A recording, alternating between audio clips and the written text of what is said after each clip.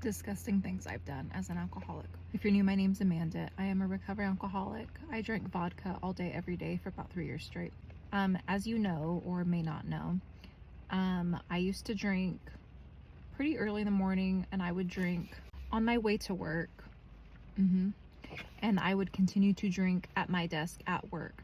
I would have my alcohol in like my little coffee tumbler. So one day I'm sitting there working, and it was probably like around noon, and I get a call from my grandmother's cell phone. I pick it up. It is not my grandma on the other line. It is a frantic woman. So of course my heart drops. And even though I've been drinking, I was so used to being drunk that or at least at the time I felt like, and I thought, even looking back on it, I still think that I was cognizant enough to know right from wrong. That was why I was able to be so deceitful. Being drunk was no excuse for all the heinous things that I did. Anyway, this woman on the other line said, "Is this Amanda?" And I said, "Yes." And she says, "This is such and such. I work with your grandmother. She has fallen down the stairs and is being rushed to the hospital." My grandmother is in her 80s, and this was not too long ago. This was towards the end of my reign of terror of alcoholism. Had been drunk all morning, and it's now going into like 12 or 1 o'clock.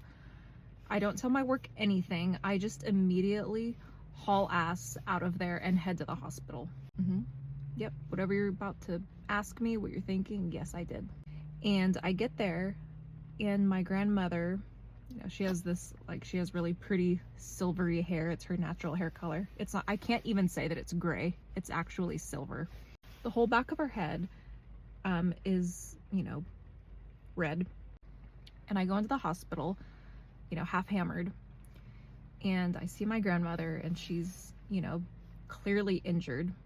She's still in the gurney. I pulled in as they were pulling her in the gurney. Little did I know that I would be entering that same hospital also in a gurney a few months later from a car accident on September 11th. I stay there with my grandmother, and I'm not saying this to credit myself. I'm saying it to be clear that in my alcoholism, I still knew right from wrong. And as much as I would love to say that the things that I did were because I was in the grip of the disease of alcoholism, I knew when I could get away with it, and I knew when the risk was too great. So in my mind, I'm thinking, okay, my grandma's clearly not going to drive herself home. I'm going to drive her home. That means I have to stay in this fucking hospital sober for the next several hours. I was on the phone with my grandmother's employer. I was on the phone with her HR. I was already working and scheming to make sure that my grandmother didn't have to pay anything out of pocket. Because she's my grandma. She's not gonna be, a pit bull about these kinds of things. So I was always one that had to do that for her. I had to be vicious regarding those things because she would just let people totally take advantage of her, like I did a lot of the time. My uncle, my grandma's son, shows up, and he said, "Hey, if you want to take off and get something to eat, I'll stay with grandma for a little bit." And I said, "Okay, I think I'm gonna go to the bar." And he laughed, and I thought to myself, but no, I did not go to the bar, and I didn't drink. I went and sat in my car, and although I was worried about my grandmother, okay, when do we get to go home so I can drink? Because it's been hours and I'm starting to withdraw, sitting here at the hospital and sitting in my car now. My uncle ends up telling me, and I don't know if this was probably because he knew about my alcoholism at this point. I don't know. To this day, I don't know. They might have smelled it on me.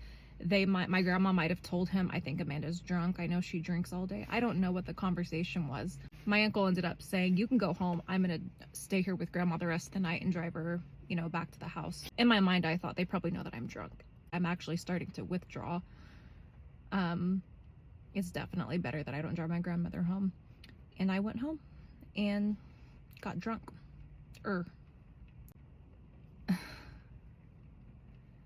I did so many selfish, disgusting. That's why I call them disgusting, because I disgust me. It's a disease of the soul, and there's nothing more complex or unique than the soul itself. And that's where the healing takes place. And that's why I tell these stories, so you see, and you can put a face to this. You see that the alcoholism and the addiction is only fun while it's fun, but it is death. It is destruction. It is dark. It is the pathway to hell itself.